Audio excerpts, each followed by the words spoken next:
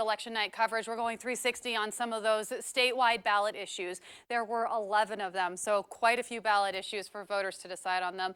4 of them were constitutional issues. So what we have right now is we have the Colorado Secretary of State's website pulled up with the unofficial results as current as they are, and we're taking a closer look at some of those constitutional ballot issues first.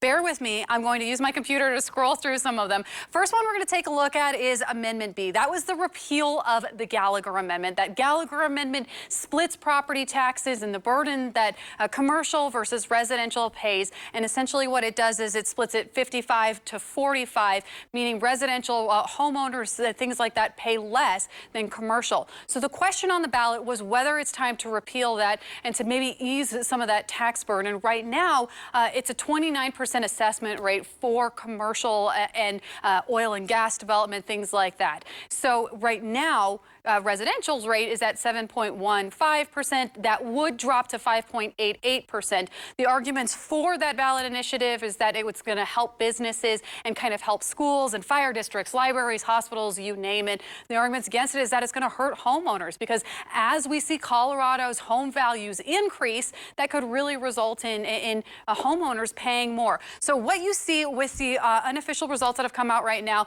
is 57% saying yes, that they want to repeal the Gallagher Amendment. It's split by about 400,000 votes. I want to take a quick look at the map so you can get a closer idea of exactly who's voting yes on it. Yes is going to be in green. And you can see how it's pretty much split the state. So you've got everyone on this side and the eastern side kind of voting no. And then, everybody else, the Denver metro area in particular, where we heard some of those really compelling stories from Denver Bookbinding, for instance, saying that their property taxes went up $50,000 really in a couple of years. So you can really get a closer look at what that map means and who is voting yes or no for it.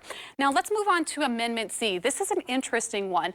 The supporters of it called Amendment Charity. And essentially what it did is it relaxes some of the constitutional rules for bingo. Now this one is really interesting to me because there was no organized opposition against it. And yet, take a look at how close it is. It's 51% yes, 48% no. So essentially what that would do is it would allow nonprofits to operate for 3 years instead of 5 in order to get that status to be able to run bingo games. It would also allow those volunteers to be compensated. Now, one of the reasons that they said that they really want to be able to compensate it and to have non-members be able to run the games is because, like, let's take the VFW, for instance. You've got a lot of older members, and bingo games can be really taxing on your body. It is a long time that it happens, several hours. The volunteers all have to be on their feet all at the same time running that game. So when you have older members, it can be really difficult. And also, you can make it a little bit easier when you can compensate some of the volunteers, allow non-members to take part in it. So let's take a quick look at the map to kind of get a closer idea of where people are voting yes, where people are voting no. Something else to kind of keep in mind with Amendment C that I found pretty interesting when I was doing my research on it is that the number of bingo halls in the state has gone down dramatically, and the number of licenses has gone down dramatically. It's only something like